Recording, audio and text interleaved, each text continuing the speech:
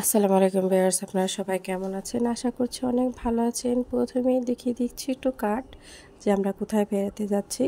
তো আসুন শুরু করি। তো আজকে আমরা যাচ্ছি জাফলং। তো জাফলং যাওয়ার রাস্তায় কিন্তু সুন্দর সুন্দর ব্রিজ পড়ে এবং বড় বড় নদী বা খাল পড়ে থাকে। যারা জাফলং গিয়েছেন তারা জানেন। আর আজকের আকাশটা খুবই মেঘলা মেঘলা, তো মনে হচ্ছে আকাশে অনেক মেঘ। তো আমরা একটু ভয় ভয় পাচ্ছিলাম, কি ব্যাপার, বৃষ্টি হয় কিনা। যাচ্ছি বেড়াতে, ওইখানে তো তেমন একটা অপশন নাই। আর এইখানে দেখেন সুন্দর চা বাগান, তো চা বাগানটা দেখেই কিন্তু অনেক ভালো লাগছে। তো আমরা কিন্তু আজকে আর চা বাগানে যাব না, কারণ হচ্ছে আমরা জাফলং যাচ্ছি, এর জন্য কিন্তু ওইখানে বেশ অনেকটা সময় লাগবে। তো আজকে শুধু এমনিই দেখিয়ে দিচ্ছি চা বাগানগুলো।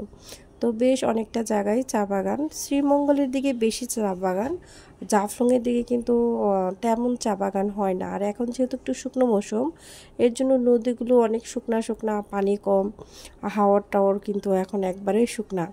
তো যাই হোক, দেখতেই পাচ্ছেন বন, পাহাড়, জঙ্গল, এই একটা সুন্দর পরিবেশ, যেটা আসলে সিলেট বললেই এরকম একটা পরিবেশ চোখে পড়ে, যেখানে চা বাগান থাকবে, বড় বড় গাছ থাকবে এবং অনেক আপনার ঘন জঙ্গলের যে একটা আভাস এখানে কিন্তু সেটা পাওয়া যায়। তো আমরা একটু একটু করে দেখেন মোটামুটি ভালোই এগিয়ে চলছে আমাদের গাড়িটা। তো গাড়ির শ্যুটটাই অনেক সময় করেছি, কারণ খুব ভালো লাগছিল। আকাশটা একটু মেঘলা হওয়াতে একটু ঘোলা ঘোলা আসছে, কিন্তু তারপরেও আমরা যখন সরাসরি দেখেছি তখন কিন্তু অনেক সুন্দর লেগেছে। তো এরকম এটা হচ্ছে একটা ক্যান্টনমেন্ট। তো ক্যান্টনমেন্টের ভিতরেও কিন্তু দেখেন উঁচু উঁচু টিলার উপরে কিন্তু ওনাদের বিভিন্ন যে বাংলোগুলো থাকে সেগুলো। তো এই বাংলোগুলোর পাশে কিন্তু দেখতেই পাচ্ছেন অনেক বড় কাঁটাতারের বেড়া দেওয়া। আর উঁচু উঁচু টিলাগুলো কিন্তু দেখতে মাশাআল্লাহ অনেক ভালো লাগছিল। আর কিছুক্ষণ পরপরই কিন্তু চা বাগান পড়ছিল, এটা যেমন আরও বেশি ভালো লাগার একটা ব্যাপার মানে ছিল। তো এখন আমরা এসে নেমেছি হচ্ছে আপনার একটি বর্ডার সাইডে, যেখানে বাংলাদেশের বর্ডার আর হচ্ছে ভারতের বর্ডার, দুইটা কিন্তু মানে পাশাপাশি। আমরা এখন দেখাবো যে এই সীমান্ত বর্ডারটার প্রতি কিন্তু মানুষের ভালো ঝোঁক, এখন কিন্তু বেশ অনেক মানুষ। তো বন্ধের দিন দেখে মনে হয় একটু বেশি মানুষ, নয়তো বা কেমন হয় আমি জানি না অ্যাকচুয়ালি। তো এখানে দেখতেই পাচ্ছেন বেশ বর্ডারের আশেপাশে অনেক মানুষজন। এখানে লেখা আছে ওয়েলকাম টু বাংলাদেশ বা পাকিস্তান, বা পাকিস্তান ভারতের বর্ডার।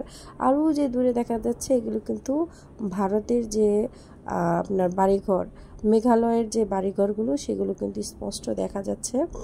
আর আজকে বললাম ওয়েদারটা একটু ঘোলা থাকার কারণে কিন্তু এই পরিবেশটা কেমন যেন একটা মনে হচ্ছে, লাইটিং কম, এরকম একটা ভাব। যাই হোক, আমরা কিন্তু কথা বলতে বলতে চলে এসেছি হচ্ছে জাফলং।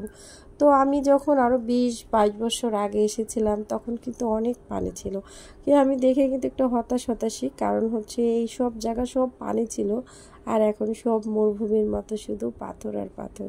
তো এইখানে একটু ঝিলের মতো আছে, তো এখানে কোনো পানি পানি মনে হয় কম, মানুষ নামে না। যাই হোক, আমরাও নামি নাই, আমরা একটু মানে হেঁটে কেউ যে ঝুলন্ত ব্রিজ যেটা বলে সেই দিকে চলে যাব। তো পাথরের মধ্যে হাঁটাও কিন্তু খুব চ্যালেঞ্জিং, আপনারা যারা উঁচু জুতা পরে আসবেন তাদের কিন্তু খুবই কঠিন একটা ব্যাপার হবে হাঁটাহাঁটি করা। আর এইখানে হচ্ছে আপনার ফ্ল্যাট জুতা পরে আসলে একটু হেঁটে একটু আরাম, নয়তো বা হাঁটা মানে যুদ্ধ করার মতো। আর পাথরগুলি কোনোটা শক্ত কোনোটা নড়বড়ে, বুঝে পা রাখতে হবে আপনাদের অবশ্যই, নয়তো বা পড়ে যেয়ে ব্যথা পাওয়ার একটা চান্স থাকবে। আর পাথর চেষ্টা করুন ছোটো পাথরে পা দেওয়ার জন্য, সেই ক্ষেত্রে কিন্তু স্লিপ কাটার ভয় কম, বড় পাথরগুলো একটু নড়বড়ে হয়ে থাকে। তো দেখতেই পাচ্ছেন আমরা কিন্তু হয়রান হয়ে যাচ্ছি, পাথর খুঁজছি, মনে অনেক সুন্দর সুন্দর পাথর দেখেই অনেক ভালো লাগছে, কিন্তু পানি থাকলে কিন্তু বেশি ভালো লাগতো আর কি। যাই হোক, তারপরে যার যার মতো পাথর নিয়ে গবেষণা করা শুরু করে দিয়েছে আর কি। তো কে কোনটা দেখে পছন্দ হয়, সবাই কম বেশি ছোটোখাটো পাথর মানে আমরা খোঁজাখুঁজি দেখাদেখি করছি আর কি। এত পাথরও তো একসাথে আসলে তেমন দেখা যায় না এই সিলেট ছাড়া। তো যাই হোক, আমার ছোটো মেয়ে বেশ অনেকগুলো হাতে উঠিয়েছে, সবগুলি নাকি বাসায় নিয়ে আসবে আর কি। তো তো ওর কথা আর কি বলবো, ওর যা মনে চাই তাই করে। মাথায় দেখেন ব্যান্ড ক্লিপ কিনেছে, যা যা কিনেছে সব পরে ফেলেছে এখন। মানে গলার চেন মালাটা কিনেছে, হাতের ব্রেসলেট, মাথার ক্লিপ, ওইটাও মাথায় লাগানো শেষ। যাই হোক, ওর ব্যাপারটাই অন্যরকম। ও যেহেতু ছোটো মানুষ, ও হাঁটতে হাঁটতে ক্লান্ত। আমরা কিন্তু পাহাড় বেয়ে নিচে নেমেছি, হ্যাঁ, আবার পাহাড় বেয়ে উঠতে হবে। এর জন্য আসলে কি বেড়ানো কম, ক্লান্তিটাই ভাবটাই বেশি। তো বেশ অনেকটা সময় ধরে জার্নি করে এসে এখন একটু ক্লান্ত ক্লান্তই লাগছে। তো দেখতেই পাচ্ছেন পাথরের উপরে বসে থেকেও বিরক্ত। আসলে আমি বেশি ফেস দেখাচ্ছি না, অনেক মানুষের ফেস এখানে। তো কার ফেস উঠবে আবার মানে এরকম একটা ব্যাপার হয় আর কি। যাই হোক, ও একটু বসলো, আমি ওর একটু ভিডিও শ্যুট করলাম যে আচ্ছা তুমি বসো। দূরে মানুষগুলো একটু দূরে দেখে আমি একটু একটু ফাঁকা জায়গায় এনে ওকে বসালাম আর কি। তো দেখতেই পাচ্ছেন দূরে অনেক মানুষ, যারা আপনার যে ঝুলন্ত ব্রিজটাও দেখা যাচ্ছে, ওইটা পাহাড় ভারতের। তারপরে হচ্ছে এটা বাংলাদেশ বর্ডারের যে গার্ডের পাহারাদারদের ওনাদের। তো এরকম অনেকগুলো আর এখন দেখতে পাচ্ছেন পানিতে নেমে গেছে আর কি।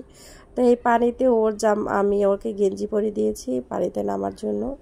এখানে আমার মেয়ে, আমার যা, এরা কিন্তু পানিতে একটু পা দিচ্ছে। কিন্তু সবচেয়ে মজার বিষয় কি, পানি অনেক ঠান্ডা। মানে বাইরে এত গরম, কিন্তু পানি মনে হচ্ছে একবার ফ্রিজের পানি। আরও যে দূরে, এটা হচ্ছে ভারতের ঝুলন্ত ব্রিজ, আর ওরা ভারতের লোকেরা নৌকাতে ঘুরছে।